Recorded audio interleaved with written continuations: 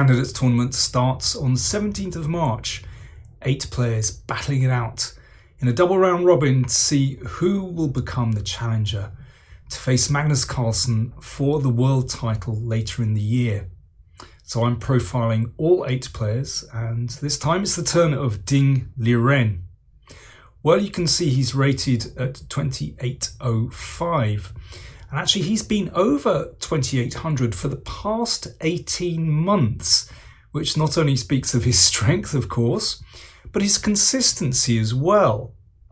And that's something that he's really built on over the years. He's become more and more solid and strong compared to his early career, where he was far more erratic, 1s and 0s all over the tournament table. But I think in playing with the top players in the world, he's learnt to become more resilient, more solid, and there's kind of a steely determination to his play. And don't forget, he had this extraordinary 100 game streak without loss between August 2017 and December 2018. So that just shows, how difficult it is to beat him. He's 3 times Chinese champion. Also says a lot. Not easy to win a national title in China, and to win it 3 times is pretty incredible. He was in the candidates in 2018. First Chinese player to ever qualify for the candidates, and he drew all his games apart from one, which he won. So he scored +1 2 years ago. That's pretty good result. But 2019 was really a superb year for him. Well, of course, he qualified for this candidates tournament by reaching the final of the World Cup. But the standout victory for him was winning the Sinquefield Cup 2019, defeating Magnus Carlsen in the tiebreak. Pretty amazing. But actually, when I think of Ding's play, apart from the strength and the resilience, I think of strategic masterpieces. If you think back to some of his games in 2019, that wonderful victory over Giri in the Sinquefield Cup, a great win over Grishuk in the World Cup, and in the London Chess Classic in December 2019, that great victory over Vachier Legrave, where he was playing on the queen side and then switched right at the end to the king side. And actually that's also something I very much like about his style, that he spots a checkmating attack. If he sees the chance to go for the kill, he'll do it. His calculation is pretty remarkable. But I want to show you a game of his played in the Tata Steel India Blitz tournament that was played in November in 2019. And this is against the world champion. Now, it's only a Blitz game. Nevertheless, I think it is very, very impressive. So this is a Spanish, and Carlsen goes for this so-called delayed exchange variation. But the structure that arises, of course, is very familiar in e4, e5 openings. This kind of c2, d3, e4 pawn chain, with black slightly damaged on the queen side. And Carlsen is, well, a great exponent of this particular kind of structure, and plays the knight into the outpost, and Ding plays in the approved manner, putting the knight on e6, covering these outposts. All very regular so far, and both sides develop their pieces. g6 prevents the knight coming into f5, but of course slightly weakens the dark squares here. Let's just bear that in mind. Both sides complete their development, And here is the position that I would like to just focus on for a moment. So the middle game is starting. Both sides have their knights here. Both sides have their bishops on the long diagonal, but at the moment that bishop on b7 is well and truly blunted by the pawn on e4 supported by these pawns. This bishop, well, it's looking at the pawn on e5, but somehow it's less well supported when there's only the pawn on f6. And in playing f3, well, it isn't, of course, it's to support this pawn. There was a threat to take here because of the pin. But Carlsen envisages switching the queen over to the king side and then possibly breaking open with f4. And you can see that that bishop really will start to burn down the diagonal. Now, how Ding plays at this moment, I think, is really remarkable. Remember, it's a blitz game. He senses that if his king remains on g8, there could be a bit of trouble. So he plays king f7. Carlsen switches the queen over, steps out of the line of the rook, looks to come here, and then f4 might be on the cards, perhaps with a little bit of prep, but that's the idea.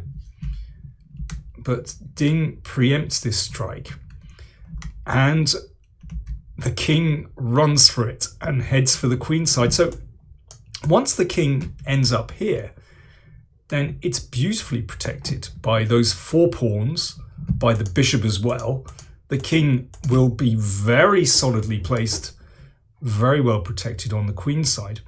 And then it might even be possible for Ding to start an assault on the king side, as once his king has run away. I mean, maybe Carlsen could do the same if he wanted, something like this. But instead, Carlsen decides, well, the king is still in the middle. It's not quite safe. And he decides to play pawn to f4. So things breaking open for that bishop on the long diagonal. Now remember, it's a blitz game. This feels like, you know, the flow is working in white's favor, particularly as that bishop on b7 really isn't doing very much at the moment. Ding takes. And then the knight comes to g4. Now this is a bit scary. That pawn under fire from bishop, knight and queen. And as I said, in a blitz game, you can well understand why Carlsen played like this. But the way that Ding defends now, I think, is incredibly cool. He starts with queen e6. After knight takes f6, the king drops back to c8 and is looking much more secure already. And in fact, after taking that pawn, you can see that actually white's attack really has come to nothing. He has to watch out, there's a pin here. And, well, Carlsen should probably play rook f1 in this position, but instead he took pawn on g5. Of course, if he can take another pawn, then that's two pawns and support the knight. Yeah, it could be nice for white. But he'd obviously underestimated the strength of f3. Clearly, if that's taken, then rook g8 wins the queen. So rook f1, but now Carlsen is really struggling, and Ding switched over into attacking mode. Gave back the exchange, but that's a pretty easy decision to make because he manages to break through on g2.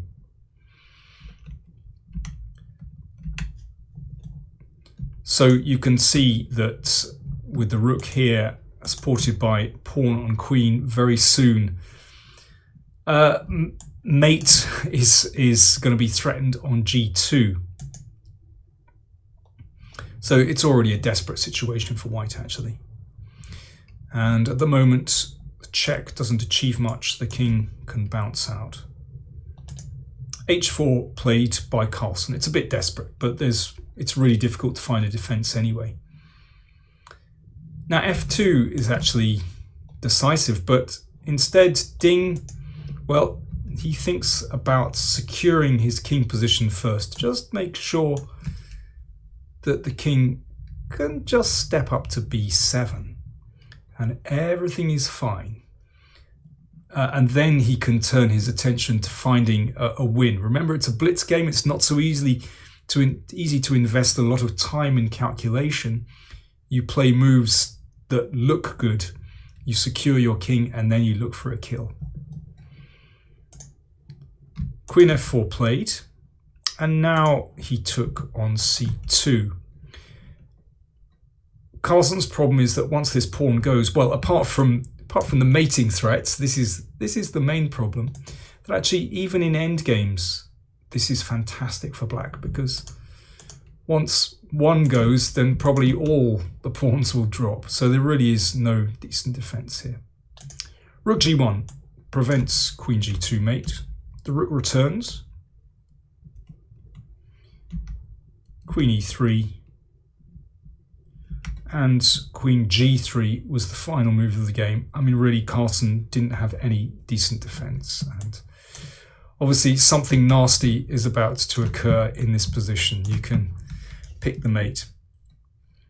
Well, I thought that was a very nice win from Ding.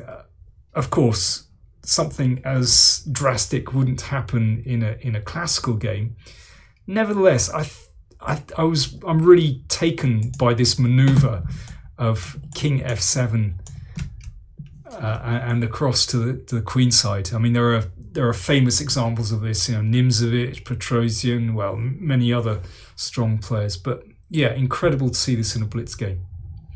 So we shall see what happens with Ding in the candidates tournament. He really is a force to be reckoned with, and yes, Caruana is the favourite, but just watch out for the Chinese player.